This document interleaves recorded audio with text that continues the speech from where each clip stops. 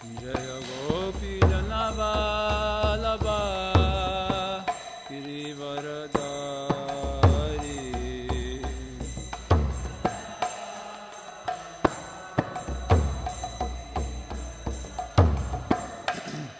Yasodanandana Vraja Janarandana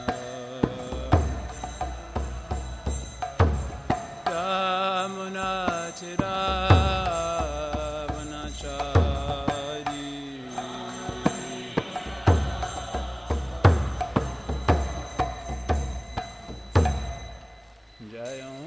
Vishnupada Paramahamsa Parivrajacharya Ashutarashata Shri Srimad Sivangre Sri Bhaktivedanta Swami Prabhupada Ki Raja Granth Srimad Bhagavatam Ki Samveda Bhakti Vrinda Ki Nitai Gaur Nandi All glories to the Samandavaris All glories to the Samandavaris All glories to the Samandavaris All glories to Shri Shuranga Gauranga O Namo Bhagavate Vasudevaya O Namo Bhagavate Vasudevaya O Namo Bhagavate Vasudevaya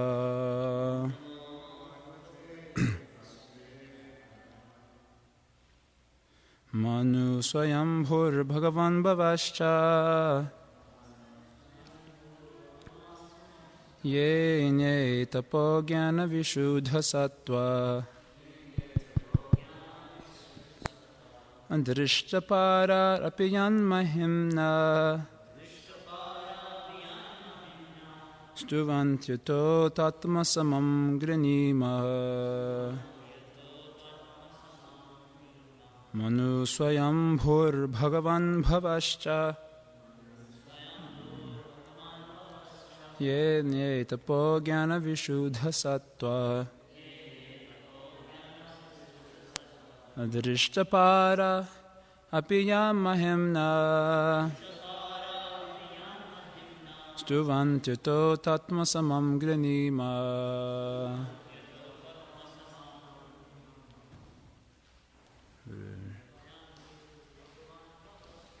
Manu Swayambhur Bhagavan Bhavascha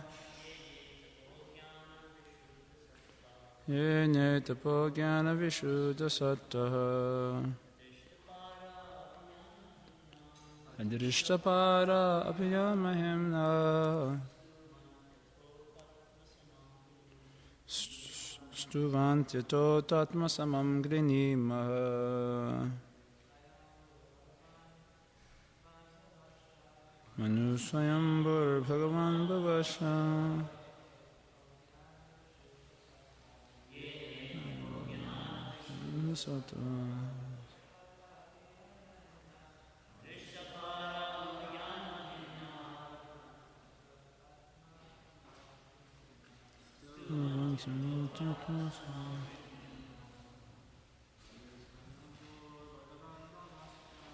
Manu Swayambhur Bhagavan Bhavascha Ye Nye Tapo Jnana Vishuddha Sattva Adrishtapara Rapiyan Mahimna Stuvantyuto Tatmasamam Granima Mothers Manu Swayambhur Bhagavan Bhavascha Ye Nye Tapo Jnana Vishuddha Sattva Andrishtapara Apiyan Mahimna Stuvantyuto Tatmasamam Granima Manu Swayambhur Bhagavan Bhavascha Ye Nye Tapo Jnana Vishuddha Sattva Andrishtapara Apiyan Mahimna Stuvantyuto Tatmasamam Granima Manu Swayambhuva Manu, Swayambhu, Lord Brahma, Bhagavan, the most powerful, Bhava, Lord Shiva, Cha, also, Ye, who, Anye, others, Tapa, by austerity, Jnana, by knowledge, Vishuddha, pure, Sattvaha, whose existence, Drishtapada, who cannot see the Lord, Api, although, Yat, your, Mahimna, of glories, Stuvanti, they offer prayers, Ato, therefore, Twa, unto you, Atmasamam, according to capacity, Grinima, we offer prayers. Translation and purport by Srila Prabhupada Ki Jai. Translation. Dear Lord, even great yogis and mystics who are very much advanced by virtue of austerities and knowledge, and who have completely situated themselves in pure existence, as well as great personalities like Manu, Lord Brahma, and Lord Shiva, cannot fully understand your glories and potencies. Nonetheless, they have offered their prayers according to their own capacities. In the same way, we, although much lower than these personalities, also offer our prayers according to our own capability. Purport: Lord Brahma, Lord Shiva, Manu, the father of mankind, great saintly persons and also great sages who have elevated themselves to the transcendental platform through austerities and penance, as well as devotional service, are imperfect in knowledge compared to the Supreme Personality of Godhead. This is the case with anyone within this material world. No one can be equal to the Supreme Lord in anything, certainly not in knowledge. Consequently, anyone's prayer to the Supreme Personality of Godhead is never complete. It is not possible to measure the complete glories of the Supreme Lord, who is unlimited. Even the Lord himself in his incarnation as Ananta or Shesha cannot describe his own glories. Although Ananta has many thousands of faces and has been glorifying the Lord for many, many years, he cannot find the limit of the glories of the Lord. Thus, it is not possible to estimate the complete potencies and glories of the Supreme Lord. Nonetheless, everyone in devotional service can offer essential prayers to the Lord. Everyone is situated in a relative position, and no one is perfect in glorifying the Lord. Beginning with Lord Brahma and Lord Shiva down to ourselves, everyone is a servant of the Supreme Lord. We are all situated in relative positions according to our own karma. Yet, every one of us can offer prayers with heart and soul as far as we can appreciate the Lord's glories. That is our perfection. Even when one is in the darkest region of existence, he is allowed to offer prayers to the Lord according to his own capacity. The Lord therefore says in Bhagavad Gita 9:32, Mam hi parta vyapashritya yepi shupapayonayaha striya vaishasata shudrash tepi yanti param gatim. Quote, O son of Prita, those who take shelter in me, though they be of lower birth, women, Vaishyas, as well as Shudras, can approach the supreme destination. End quote.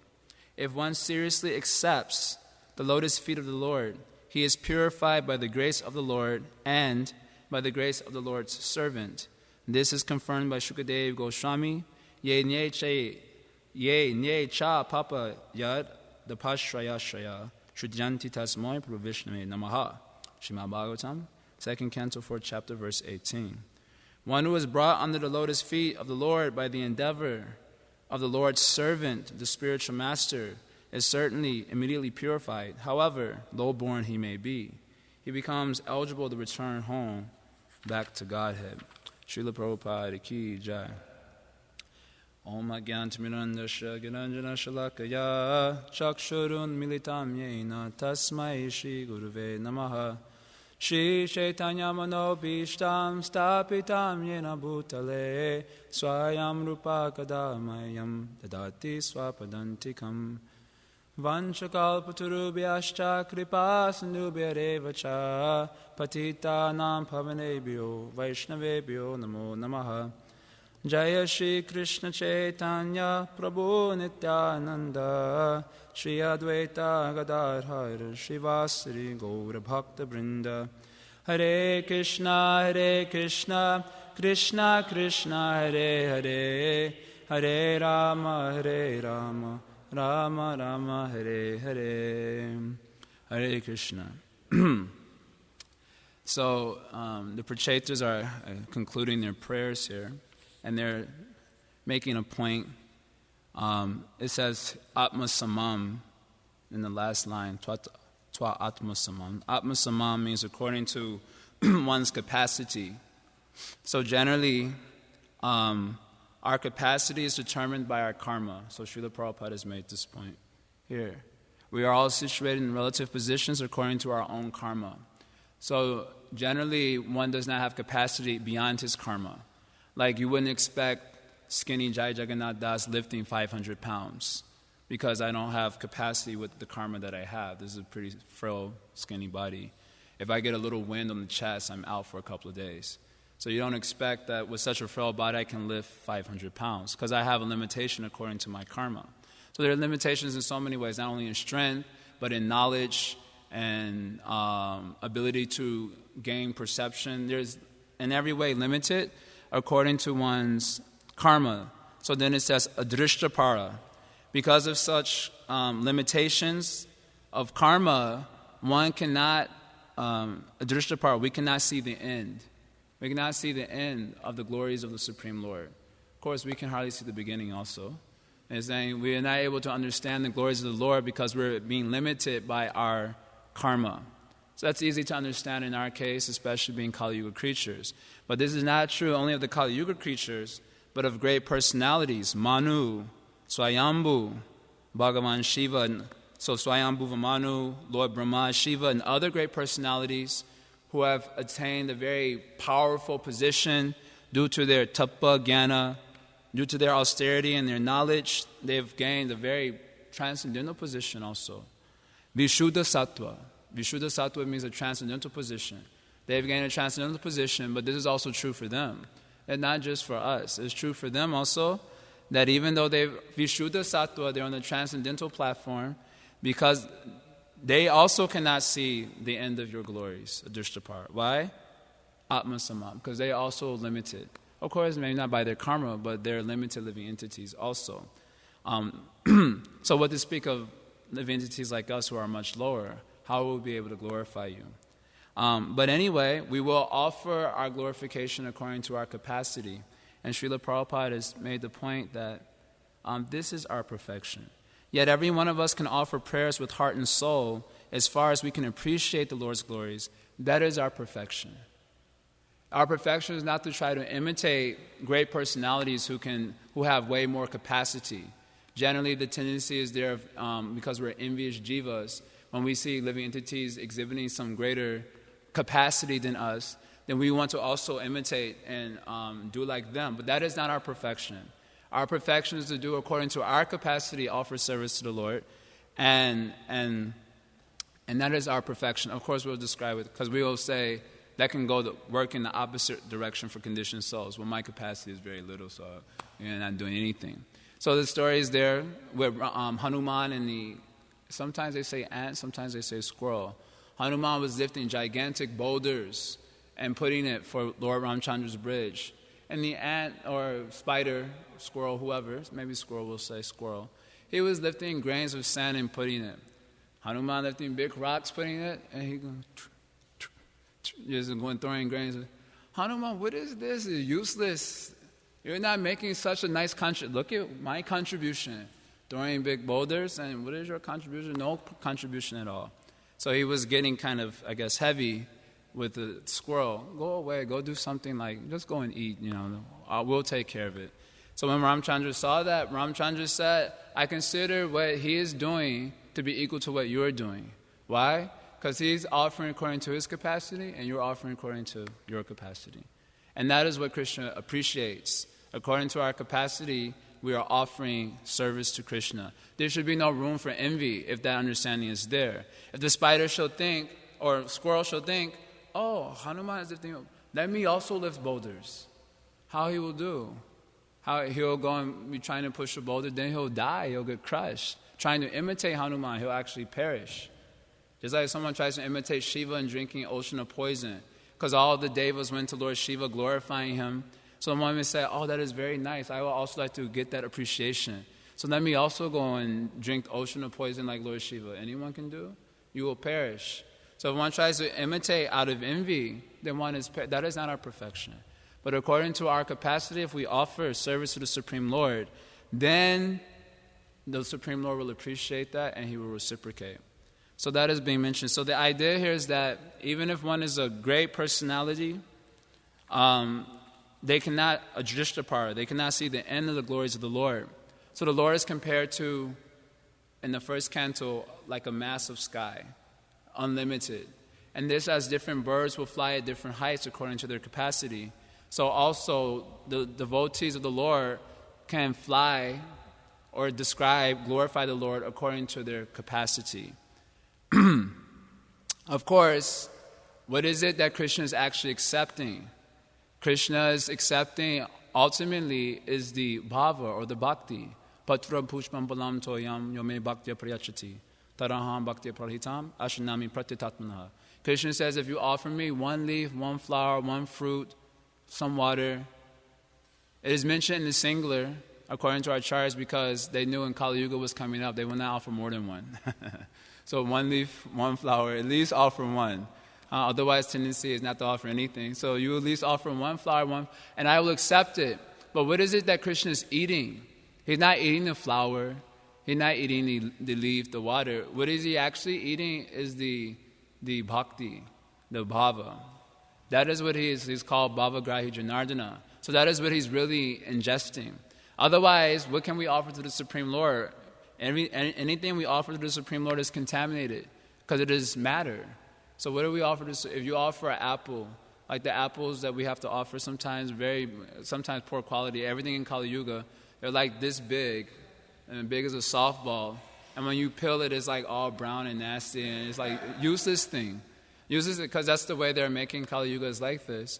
And we chop it up and say, here you go. This is the best I got. And it might actually be true. This is the best we got. We're in Kali Yuga. You think the Supreme Lord will accept such offering? He does not like such nasty things like that.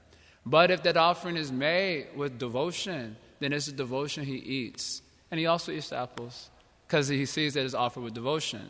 In the same way, when Krishna went to visit Vidura, and Vidura's wife was offering Krishna the banana peels and throwing away the banana. Duryodhana made huge pandal, so many nice preparations. Krishna didn't even bother to go to that place. Why? Because no bhava, no bhakti. But he goes to Vidura's home, and Vidura's wife is in total ecstasy to serve Krishna according to her capacity. So she's scattering around and found some bananas. She's peeling the bananas, throwing out the banana and offering Krishna the banana peel. Not one time, but 3 times doing. Every time Krishna's taking the banana, oh, very nice, ecstatic. Why? Because what is he really eating? He's eating the devotion. And also the banana peel, because it was offered. But the main thing he's ingesting is the bhakti. So the idea here is that the Supreme Lord is unlimited. So no one will actually be able to perfectly glorify him. That is impossible. That is impossible. We're sometimes in a immature state, we're always trying to come up to, our idea of perfection is very funny in the immature state. The idea of perfection is very misconceived, misguided. And therefore we try to strive for something that may not be actually necessary. Because of our misconceived notion of perfection, we may put ourselves in a dangerous situation. But the idea is that so like a child, when a child wants to glorify his mother, he may say, my dear mother, you are as wonderful as Samurai Jack. Samurai Jack is apparently a cartoon. We were at the Northwestern program, and they were talking about Samurai Jack yesterday.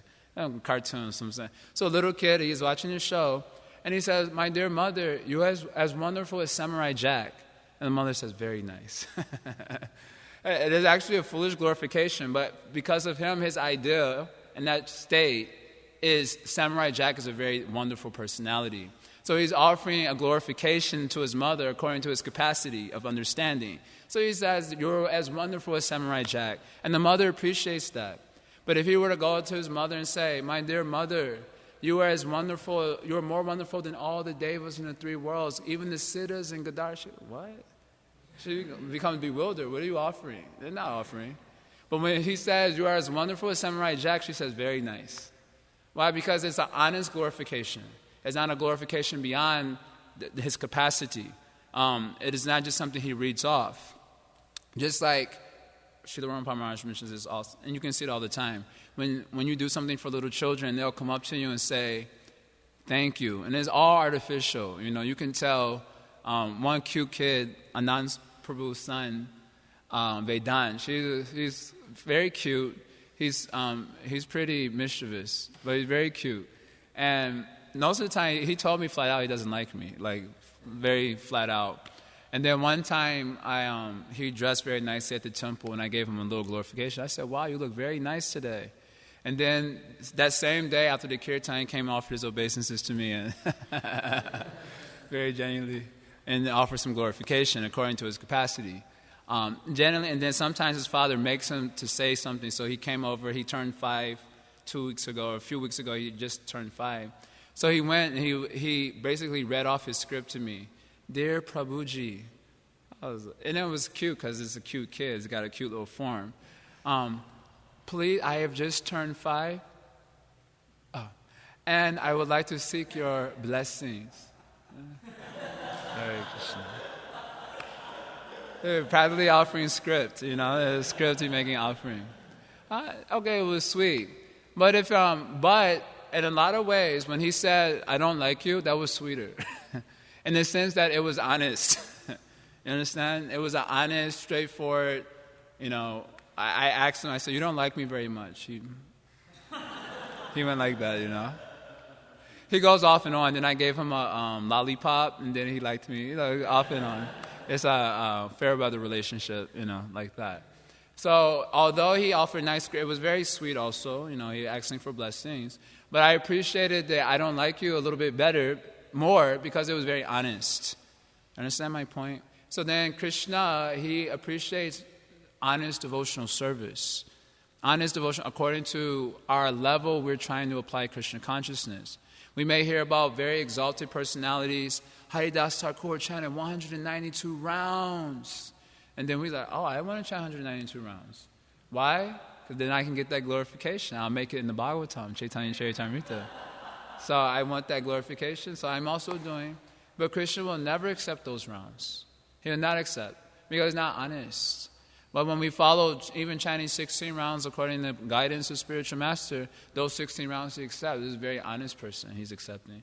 And gradually a person, as his devotion increases, his capacity increases. So it is not that according to my capacity I remain nonsense. Because if I have to say according to my karma is a very nonsensical situation. I mean, birth in Kali Yuga is bad enough, and then plus birth in Kali Yuga and some. So if we have to say our capacity is nothing, which is a fact, then we will do nothing. So it is not that our capacity should remain at nothing, at zero. But with the increase of devotion, then capacity expands. In other words, our karma limits us tremendously. But our karma plus bhakti expands our capacity practically unlimitedly. When there is devotion, capacity actually expands. When devotion means sevamukh, very favorable service inclination towards the Supreme Lord. And as devotees, then capacity expands unlimitedly. Mukam karoti vachalam panguya gayate ginam yakripatamaham vande Shri Gunum Dinatarinam. This is one verse giving an example of that. It says, by the mercy of Gora, by the mercy of Guru, then a lame man can cross over mountains. How is it possible? It's impossible. A lame man can cross over mountains, and a dumb man can speak very eloquently. This is a very fact. Just like all of us who have to do a little preaching in the colleges, or even to one person, sometimes we find ourselves saying things very poetically. Wow, where did that come from? We get ourselves kind of shocked. Why? Because we know we were dumb. We're like dumb person. The only thing coming out of our mouth is curse words before joining the Krishna consciousness movement. Maybe some of us were a little bit in the mode of goodness, So speaking mode of goodness nonsense, and mode of passion nonsense, mode of ignorance nonsense, but all nonsense. We are all dumb, spiritually dumb, but by the mercy of Guru Parampara, speaking very eloquently, to walk over mountain. What does it mean to walk over mountain? Following four regular principles, particularly to know this is sex one. Now, who in their right mind in Kali Yuga will agree to such a thing, right? According to their karma. The karmic mind in Kali Yuga will never say that is a very nice program. But by the mercy of Guru, by the mercy of Gora, coming through Guru Parampara, then one can cross over the hurdle of following the four regular principles. Or in so many other ways. So it's not that our capacity remains at the karmic level, but with the increase of devotion comes the increase of capacity. And then when whatever we have, according to our karmic situation, is offered to Krishna with devotion, with bhakti, then he accepts that when it's done honestly, without duplicity. That verse I have been quoting, Tatra Bhagavatam Dharman Shikshet Gurvatmadayavataha Amayaya Anuvritya Yesh Tushet Atmatmadohari. This same verse is saying that when one accepts the spiritual master as one's self and worshipable deity, Gurvatmadayavataha, and then he, with that mentality, he hears Srimad Bhagavatam, Shikshet Bhagavatam Dharman, he hears Srimad Bhagavatam from the spiritual master, then Krishna will give him so many realizations. What is that verse? Yasya deve para bhakti yata deve tata guru tashaite katita yarta prakashante mahatmana. Krishna will reveal so much within his heart because of the mentality that he accepts in relationship to his servant. Krishna reveals everything within his heart. Amayaya anuvritya yaish. And when he renders service to the spiritual master without duplicity, amayaya, then Krishna atmatmadohari, he gives himself. The dati, he gives. Krishna gives. Who does he give? He gives himself. So our capacity should not remain zero, but according to our karma, plus bhakti received from Guru Parampara, and rendered directed towards Krishna without duplicity, then one can satisfy the Supreme Lord. That is being mentioned here. Even though one is Atma Samam, limited, and a Drishtapara, he cannot actually understand the absolute truth. But that is not only true of us, it is true of even great personalities. So therefore offer service to Krishna according to your capacity, and Krishna will be greatly satisfied. Does that make sense what I'm saying? So we'll read from the 7th canto, Srimad Bhagavatam. Same message, where you hear from Prahlad Maharaj. Try to pay attention. I know it gets a little austere sometimes. But this is a very beautiful section. Prahlad Maharaj offering his prayers to Lord Nrsingadev. So Prahlad Maharaj says here, Brahmadaya suragana munayota siddha satvaikata nagatayo vachasam pravahai naraditum puruganaya radunapi pripu kim toshtamarati same hare ugrajati. Prahlad Maharaj says, I'm ugrajati. You know what ugrajati means? I'm born in a family of demons. Anyone can relate? I am born in a family of demons. So how is it possible for me to glorify you? See the same thing. How I'm born in a family of demons, Hari Ugrajati, I'm born in a family of demons, how is it possible for me to glorify you? When great personalities, Brahmadayo Suragana, Munayota Siddha, great personalities like Lord Brahma, the Munis, the Siddhas, they are all Sattva Ekatana Gatayo. They're all totally fixed in the mode of goodness. And the Ekatana means their tendency is only towards the mode of goodness. But you were not araditum, you were not satisfied by their prayers. They're fixed in the mode of goodness. Adunapi Pripu, they offer streams of wonderful prayers also, with so many ornaments and poetic, alankar, they call these, so many poetic things. Like when we offer prayers, Dear Krishna, please give me this. No poetry, no nothing, no very boring thing. Or like I often criticize the modern musical world. Their host is, girl, let me get your number. And that's their poetry. Very mode of ignorance, demoniac. But the demigods, they're fixed in mode of goodness, they're offering streams of wonderful prayers, but they cannot satisfy you. Na araditum. They are not able to satisfy you. That means Krishna is not satisfied by mode of goodness. Nor is he satisfied by people glorifying him. Just like we easily get manipulated like that, right? You say, Prabhu, I've never seen anyone with such a humble service attitude as you. And we feel very, oh, wow. Start getting ecstatic. And I wish I had your service attitude. And whoa, we really get bewildered. And then he says, now can you go wash the pies? After puffing you up. And then you're very happy to go wash the pies. Right? He manipulated you. He manipulated because you're easily bewildered by such cheap glorification. But the Supreme Lord is not satisfied by such cheap glorification. And the demigods, they were not offering cheap glorification also. They were offering with so many poetic things, also nice prayers they were offering. They were fixing goodness. Krishna was not satisfied. So what to speak of those who are in the mode of passion and ignorance? Why he will be satisfied with such prayers? Prahlad Maharaj is making that point. I'm born in a family of demons, and not like the demigods who are fixing goodness. So how can I satisfy you? Can you relate? We should be able to relate. So then he says, next verse, Manye danam vijana rupa tapashruto jasteja prabhava balapurusha buddhi yogaha naradhanaya hi bhavanti parasya pumso bhaktya tutosha bhagavan gajayutapaya. So he says, I think, my Lord, even if someone was to offer you dana, wealth, they have aristocracy, beauty, austerity, knowledge, sensory prowess, influence, strength, intelligence, mystic powers. Even by all these things, no one can satisfy you. Naradhanaya hi bhavanti parasya pumso. Even if one has all these things, they cannot satisfy you. So how he will be satisfied? What's the answer? How will he be satisfied? By bhakti. Bhaktya tutosha bhagavan gajayutapaya. Gajayutapaya means Gajendra. Gajendra is a dumb elephant. And he was able to satisfy you because he had bhakti. So you are only satisfied by bhakti. That should be considered. You get his point? Even if you have all these wonderful qualities, many of us may be getting proud. Oh, I know 5 verses of Bhagavad Gita. I am such a scholar. Shruta, very learned person. I know a whole 5 verses of Bhagavad Gita. And I control my senses for one day. Ojas, I have great sense control. Anyway, you may have all these things also, but if you are devoid of bhakti, then Krishna never looks at you. If you're devoid of bhakti, Krishna never looks at you. But even if you're dumb as an elephant, and practically speaking, Kali Yuga, we have to kind of humble ourselves a little bit and admit we're kind of dumb as elephants.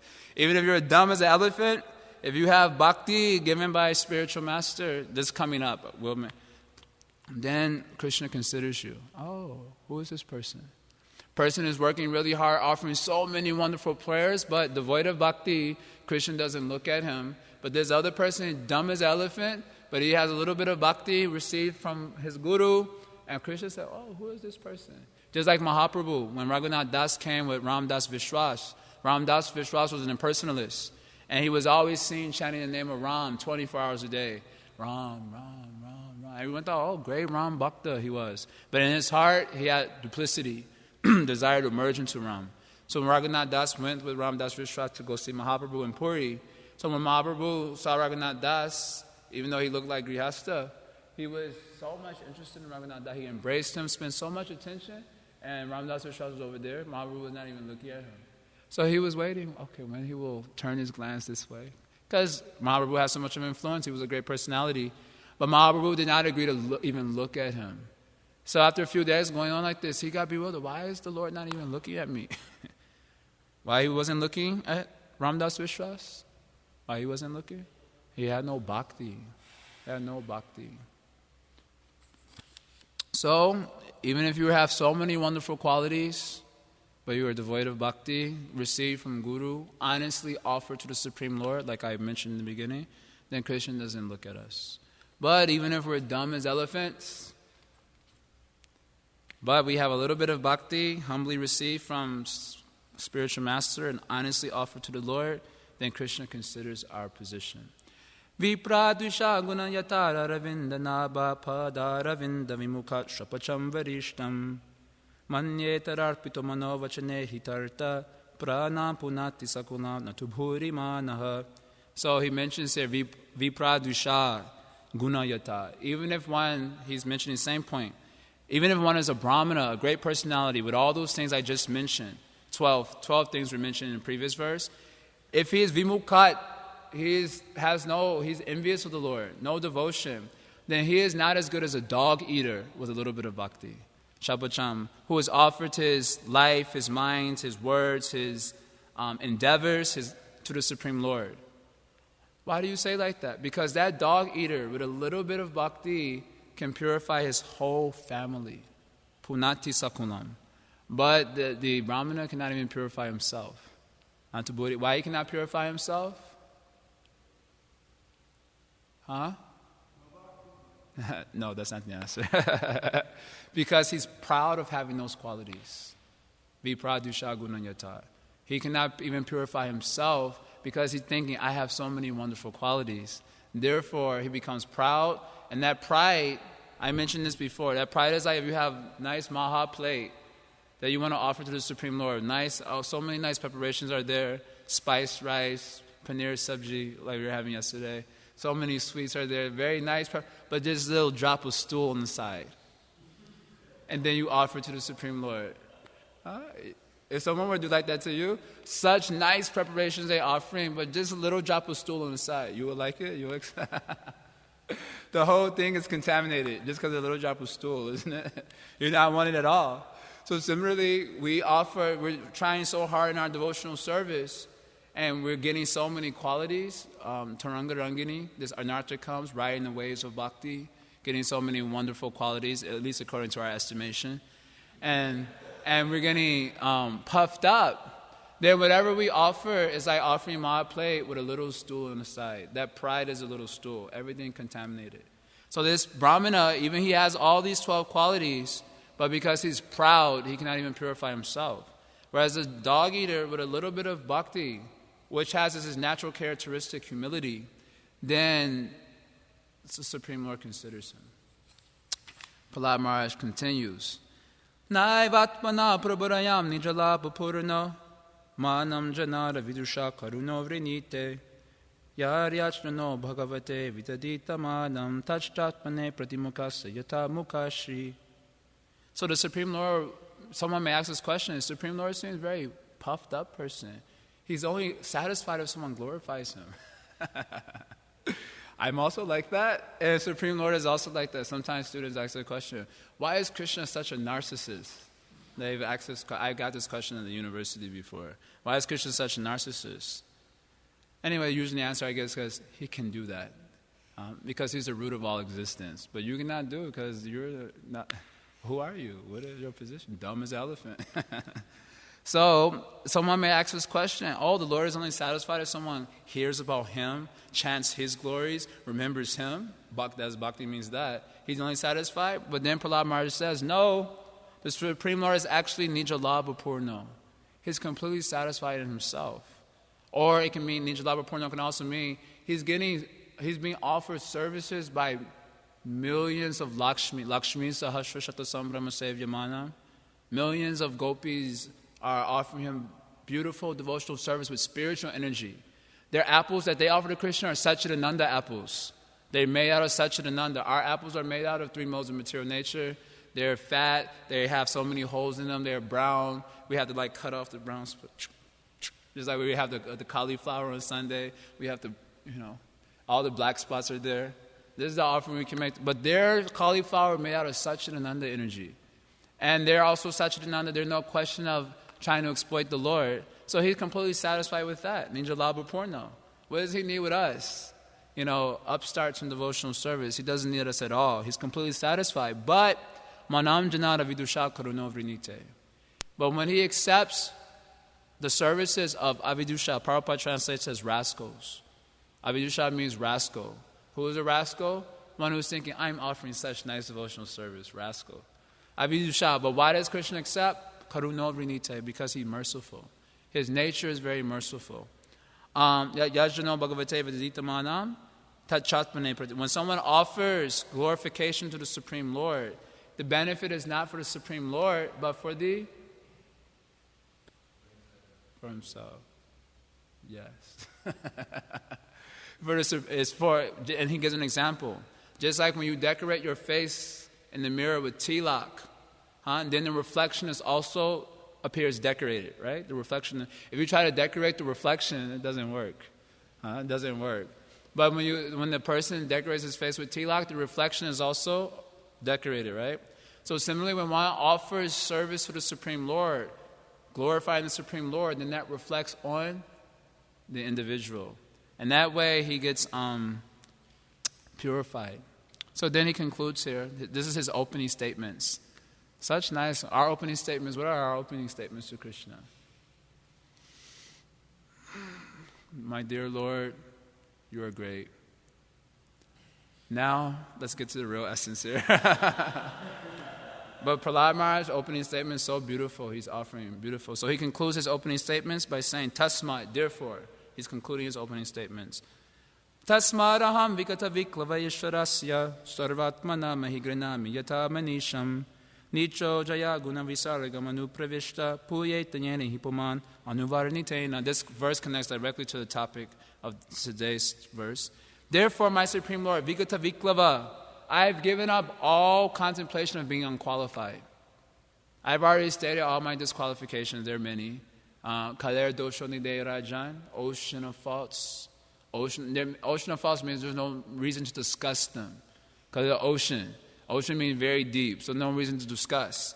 So vikata viklava, I've already given up all such contemplation of my being so disqualified. What are you going to do then? Yata manisham, according to my intelligence, I'm going to offer you some prayers. According to my capacity, same. According to my capacity, I'm going to offer you some prayers. Why? Because those who have entered anupravishta, who have entered samsara, and whose consciousness have been contaminated by the modes of material nature, guna visargam. Anyone here is consciousness contaminated by the modes of material nature? Who has entered samsara, consciousness contaminated by the modes of material nature, puyeta yena hipoman anuvarnitena. They can be purified by trying to glorify you according to their capacity. Honest glorification. Their hearts, their life, their outer life, their inner life can be completely puyeta, purified, if they offer you glorification according to their capacity. Therefore, I've given up all such contemplation of my not being fit for spiritual life. Many times we get discouraged, isn't it? When we have to see the mountain of anarthas. That's where the mountain is, the mountain of anarthas. You can't even see the peak. Where's the peak? Peakless. No peak, peakless. The mountain is so one gets very discouraged sometimes. Most of the time we're so absorbed in the modes of material nature we don't even notice it. But then when we're a little bit having a good day of sadhana, then we realize, I don't think I'll be able to climb this mountain. So Prahlad Maharaj is a very instructive point he's making. Vikata viklava, I've given up contemplating that. Because anyway, this peak, there's no reason to contemplate also. I'll become more and more discouraged. I've given up contemplating that, but rather, according to my capacity, whatever I have now, whatever I've been able to receive from my spiritual master, then I'm going to offer you glorification, because those who have entered samsara can be purified by glorifying you. So there's just one final point I want to make, which Prabhupada points out in the purport here. He makes the same point quoting Bhagavad Gita, Mam hi partavya pashritya yepi shupapayonayaha. Shriya vaishatata shudras tepi yanti parangatam. So no matter how fallen a person is, if he takes shelter of Krishna, tries to glorify Krishna honestly, as we've discussed, then tepi yanti parangatam, he can attain the highest destination, back home, back to Godhead, paramgatam. Prabhupada's comment on this point. If one seriously accepts the lotus feet of the Lord, he is purified by the grace of the Lord and by the grace of the Lord's servant. This is confirmed by Shukadeva Goswami. Ye ne chapapa yadapashraya shraya shudanti tasmoy pravishnave namaha. One who is brought under. Pay attention to this one. One who is brought under the lotus feet of the Lord by the endeavor of the Lord's servant. Oh, we're thinking so much endeavor I'm making. One who is brought under the lotus feet of the Lord by the endeavor of the Lord's servant, the spiritual master, is certainly immediately purified, however low-born he may be. So this point must be considered daily, that the endeavor of spiritual master, the endeavor of Guru Parampara. Prahlad Maharaj made the same point, so this is the last point I'm making. Evam janani patitam prabhavahi kupe kamam bikamam anuya prapatam prasanga krita atmasa shurashuna bhagavan grihita soham katam nivisajay tavabrita. I always quote this verse. Anyway, what does the verse mean? Anyone remembers? I quote it often. I know you don't remember. Dumb as an elephant, right? Even that's why I brought the book down, because I was like, I'm going to forget. Dumb as an elephant memory. So it means that Prasangat, I have some bad association. We have some bad association. I'm associating with people who have desires after desires after desires after desires. Which people are that? Those people outside. Also, the mind. The mind. Therefore, we always in Asat Sangha Tyaga, but I can't get rid of this one. So you should renounce bad association, but mine is coming with me birth after birth. So I have some bad association, prasangat. Bad association, the mind is a storehouse of kaman, become desire after desire after desire after desire. It's endless. And as a result, prabhavahi kupe, I have fallen into the material snake hole. The material snake hole. And because I'm associating with the mind very intimately, what do you say? Guhyam akyati prichati. Confidential talks, me and the mind going on. So then I've also entered into the material snake hole. I'm very fallen. He prays like this to the Supreme Lord. So what happened? Krita atmasat shurashina bhagavan grihita. Check out this translation. This is Vishwanath Chakravarti Thakur's commentary on this. See how he's saying? But I have been accepted by Narada, who has made me part of himself. How can I give up service to my spiritual master? Now he comments further here. I have been accepted by Narada, who has made me his own possession. Let this jiva be mine. By force he has taken me by the hand, brought me near to him, taught me the king of mantras, Mahamantra, and had me serve him. Having fallen into the hole of samsara, I have now become your devotee. Without his mercy, this was not possible. How can I give up service to my Guru Maharaj, your servant? Isn't that very nice? Krita atmasa, atma means to self. So he has taken me and made me like himself. Or he has taken me as his own possession, saying, let this jiva be mine, taking me by the hand, come to the temple, not to the cinema. I want to go to the cinema. This way. So he is offering his... so Prabhupada is saying that our advancement in Krishna consciousness is not so much our endeavor as we like to think that it is. It is our endeavor plus mercy that Krishna's attention is caught. So we have to contemplate that point daily, not thinking, oh, what have they done for me lately? This type of vibration goes on all the time in the conditioned souls. Oh, what have they done for me lately? They've only did something for me 3 months ago, but now they're not doing anything. And then feeling envious. Oh, they're spending so much time with that person. Why not spending so much time with me? Isn't it? We have this experience. I have this experience. This is going on. That is not a proper contemplation. Our devotional service will be destroyed by such contemplation. Rather, we should think how they have... It is said that even a moment's association with a devotee is so much glorious. What to speak of long-term association with a devotee. Even a moment is so nice, what to speak of long-term association. So even if we only get a little bit of association with a devotee, we have to always remember that. That will save our devotional service.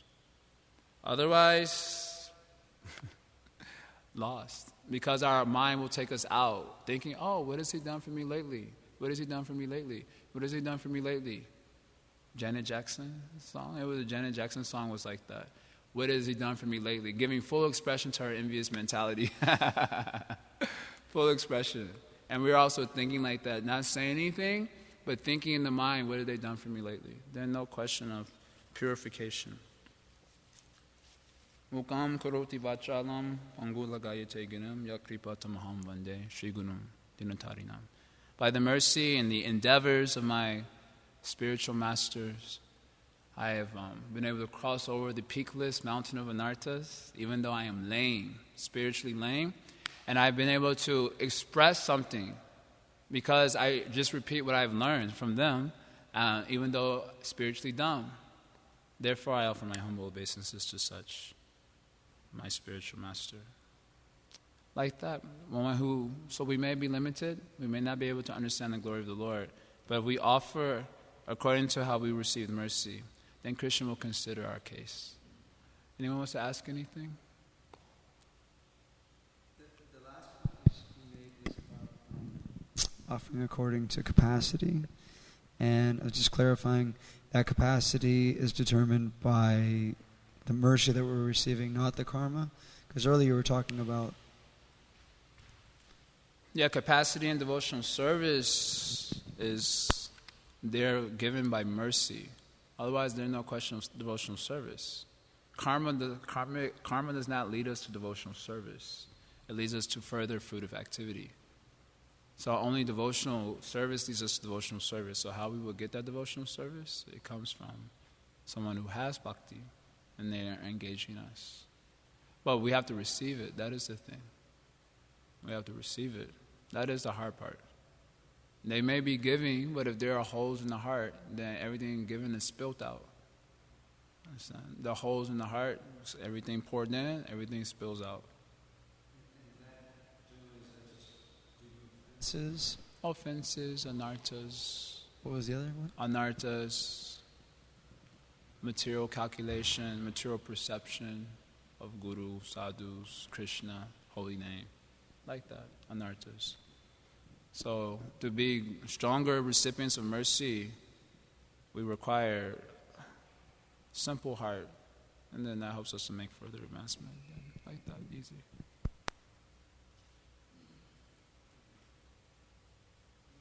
You were saying that in the initial stages we have a very funny idea of what is perfection of life, and I was wondering about. We always hear the devotional services, Shravanam, Kirtanam. So clearly, there are the activities of devotional service, but devotion itself is something separate from the activities, right? Because we're all doing. I'm speaking for myself. I'm doing the activities, but I can't claim to have devotion. So, what exactly is devotion? Because I think sometimes in the initial stages we think devotion is this funny feeling, this like when I look at Krishna, this weird, which is not exactly the case. So what exactly is devotion? The desire to satisfy the senses of Krishna. The desire to satisfy the senses of Krishna's devotees. Bhakti. So when you say it like that, it has this very practical expression also, which is also bhakti. So it's not that bhakti just stays within. When you say the desire to satisfy the senses of Krishna, so Krishna has senses, that's the first thing that comes to mind. So how do we say, he has a tongue, he probably wants to eat nice palatable things. So therefore I have to offer nice palatable foodstuffs. So that desire, which is an internal thing, the desire to satisfy, will have its practical expression and by cooking, and that is also bhakti. When done with that desire in the heart, that is what bhakti is. So it has two forms, cheshta rupa, bhava rupa. Both forms are there. But bhava rupa is generally, that doesn't manifest itself until bhav bhakti, like an advanced stage in devotional service. Of course, the bhava is there. The bhava, the mood, the desire to try to come in a platform of serving without duplicity, simple services. Krishna always appreciates services that is rendered without sophistication. Prabhupada makes this statement in the first canto, 16th chapter of Bhagavatam, that Krishna always appreciates service that is rendered without sophistication. That doesn't mean idiot. It means simple, without duplicity. Not the desire to exploit Krishna, the desire to subordinate Krishna by our devotional service. That type of thing Krishna will never agree to that.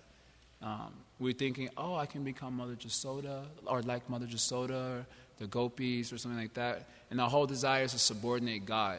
Atheism is atheism. Atheism, the modern atheists, they try to do with pen, And we're thinking we'll do with our bhakti, subordinate the Supreme Lord. That is never the case. Desire to satisfy the senses of Krishna. So it has its natural expression. Like that. That's like simple answer I can give. Anyone else wants to say anything? 3 minutes are left. No? Okay then. Srila Prabhupada ki jai.